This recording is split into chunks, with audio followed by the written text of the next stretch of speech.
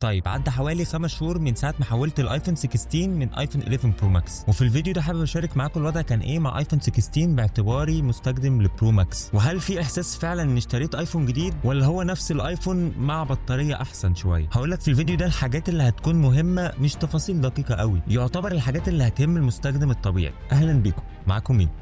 اول حاجه فريش ريت.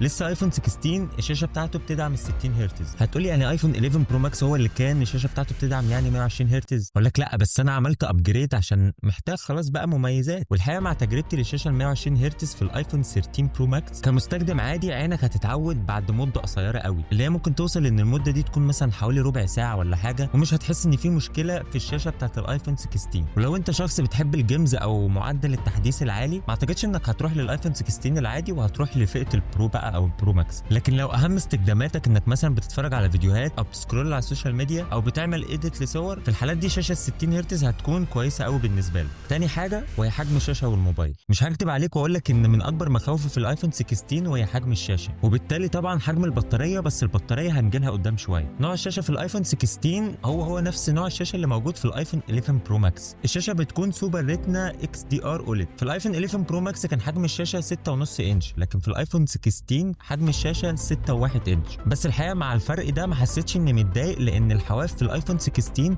اصغر بكتير من الحواف اللي موجوده في ال 11 برو ماكس، مع طبعا الفرق الملحوظ جدا في الوزن بين التليفونين، واللي بيكون لصالح الايفون 16 عن البرو في الايفون 11. تالت حاجه وهي الدايناميك ايلاند. انا عارف ان انا جاي من بعيد قوي واني جاي دلوقتي اتكلم على الميزه دي، بس من شخص اول مره يتعامل مع الدايناميك ايلاند، اعتقد ان شركه ابل كانت المفروض تعمل جائزه كبيره للتيم اللي اشتغل على الفكره دي. خدوا حاجه عاديه ومش مفيده ولا حتى مفيده للمستخدم العادي لميزه اعتقد مع الوقت صعب قوي ان ابل تستغنى عنها، وممكن ابقى اعمل لكم فيديو مخصوص ليها وازاي تستفاد منها بس في المستقبل. يعني الدايناميك ايلاند اللي بتقدر انها تتكيف مع اي حاجه انت فاتحها، سواء بتكلم حد في الموبايل او ظابط تايمر، ده حتى لو الاثنين في نفس الوقت انت مشغلهم هتقول لك انا جدع قوي وهعرض لك الاثنين برضه فوق. تجربه ممتعه جدا، واعتقد دي اهم للمستخدم العادي عن الشاشه ال 120 هرتز. قبل ما ادخل على الكاميرات والبطاريه اللي هم كانوا السبب الرئيسي في ان هم يخلونا غير لايفون 16، في زرار جديد هتلاقيه موجود عندك هو الكاميرا كنترول. يمكن الزرار ده من اكتر الاختراعات الفاشله اللي ابل عملتها. مفكرني هقول لك حلو وجامد وبتاع؟ لا والله فاشل. كمستخدم عادي مش هتستفاد منه اي حاجه غير انك تفتح منه الكاميرا بسرعه. ونصيحه مني، لو انت عايز تشتري ايفون جديد عشان الزرار ده انت موهوم بتجربته، انسى القصه دي لان هو مقلب كبير الحقيقه. نروح بقى للحاجه اللي انتوا بتحبوها وهي الكاميرات.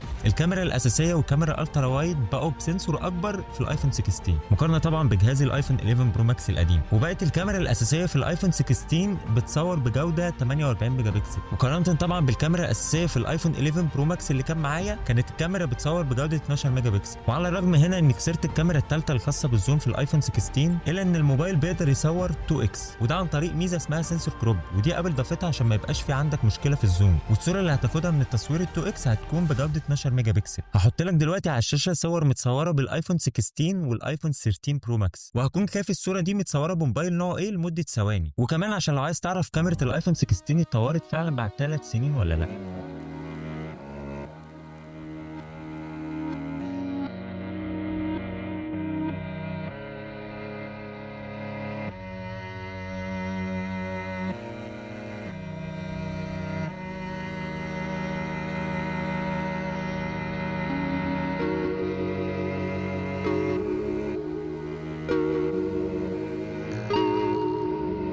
الإجابة بقى إن أكيد حصل تطوير، وأكيد الصورة بقت واقعية أكتر، بس الفكرة إن هل التطوير ده أنت محتاجه دلوقتي؟ هحط لك لينك فيديو هيظهر معاك في الآي فوق أو في الديسكريبشن تحت، هيساعدك في اختيارك لموبايلك الجديد بدل ما تروح تتلسع في فلوس كتير. نروح بقى دلوقتي للبطارية. من ضمن مخاوفي إن أسيب موبايل من فئة البرو ماكس اللي بحجم بطارية كبير وأروح لموبايل أصلا حجمه صغير. المفروض بقى مع الشريحة ال A18 اللي موجودة في الآيفون 16 يكون الأداء أحسن واستهلاك البطارية يكون أقل 30% من الآيفون 15. أنا في خلال يومي الطبيعي وانا بستخدم كل مواقع السوشيال ميديا تقريبا، واوقات كتير ببقى فاتح الداتا بتاعت الموبايل، وممكن مثلا استخدم GPS وانا مروح من الشغل. بتقدر بطاريه الايفون 16 انها تقعد معايا حوالي من 8 ل 10 ساعات، ولو ضغطت الموبايل قوي في الالعاب والبرايتنس العالي ممكن يفصل بعد 7 ساعات. انما طبعا بطاريه الايفون 13 برو ماكس اكيد هتقعد معاك فتره اطول، لان ده برو ماكس، ده طبعا في حاله لو البتر هيرتز بتاع بطاريتك 100%. الاداء بالنسبه لاستخدام الايفون 16 في رسائل الواتساب وسكرول السوشيال ميديا، فالاداء سريع جدا ومفيش اي تهنيج الصراحه خالص، وما حصلش معايا ان الموبايل هنج في اي موقف،